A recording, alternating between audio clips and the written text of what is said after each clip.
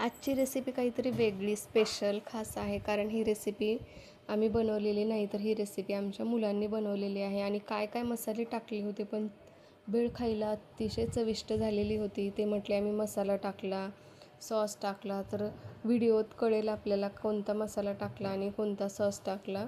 तर बघूया आपण काय काय केलं आहे त्यांनी. तर मुरमुरे घेतलेले आहेत भेळसाठी. कांदा टोमॅटो पण त्यांनीच कट करून घेतलेला होता, त्याच्यामुळे मोठा कट केलेला दिसतो आहे. कोथिंबीर सर्व त्यांनी कट केलेलं होतं. बघा आता ते काय टाकत आहेत. कांदा टाकलेला आहे आणि पहिल्यांदाच ते काहीतरी बनवत आहेत आणि त्यांना पण वाटलं की चला आपली रेसिपी पण यूट्यूबवर टाकूया, म्हणून त्यांनी ही रेसिपी बनवलेली आहे. कांद्यानंतर टोमॅटो टाकलेला आहे आणि छान मिक्स करून घेत आहेत आता ते. आणि इतर वेळेस जी भेळ बनते ना, त्यापेक्षा थोडीशी वेगळी भेळ होती ही. त्यांना तिखटच खायला आवडते भेळ ही, त्याच्यामुळे त्यांनी बघा 3 चमचे साधारणतः तिखट टाकलेलं आहे, मीठ टाकलेलं आहे आणि आता छान मिक्स करून घेत आहेत.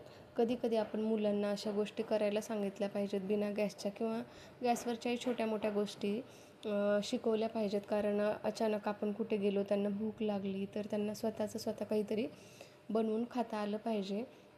तर छान मिक्स करून घेत आहेत हे. आता मसाला कोणता टाकतायत बघूया आपण, व्हिडिओत कळेलच आपल्याला कोणता मसाला टाकलेला आहे त्यांनी. हे चिंच गुळाचं पाणी आहे आणि चिंच गुळाचं पाणी टाकून छान मिक्स करून घेत आहेत. उन्हाळ्यामध्ये दुपारी मुलांना काहीतरी चटपटीत खावं वाटतं, तर तेव्हा त्यांना स्वतः बनवता येईल अशी ही रेसिपी आहे. रेसिपी शेवटपर्यंत बघा, कारण ही मुलांनी बनवलेली रेसिपी आहे. आता छान मिक्स करून घेतलेलं आहे त्यांनी. आता हा चिली सॉस आहे. त्यांना टोमॅटो सॉस काही सापडला नाही, त्यांनी चिली सॉस टाकला आहे, कारण स्पायसी भेळ खायला त्यांना आवडतं.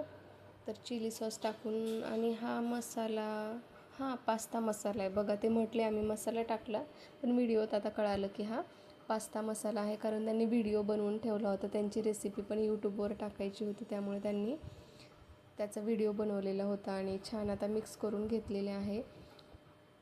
कोथिंबीर सुरुवातीला काही टाकलेली होती आणि आता अजून काही टाकणार आहेत, ते टाकतात बघा. बहुतेक शेव टाकतानाचा व्हिडिओ त्यांच्याकडून शूट झालेला नसावा, कारण शेव तर भेळमध्ये होती, पण व्हिडिओत कुठेही दिसत नाही आहे.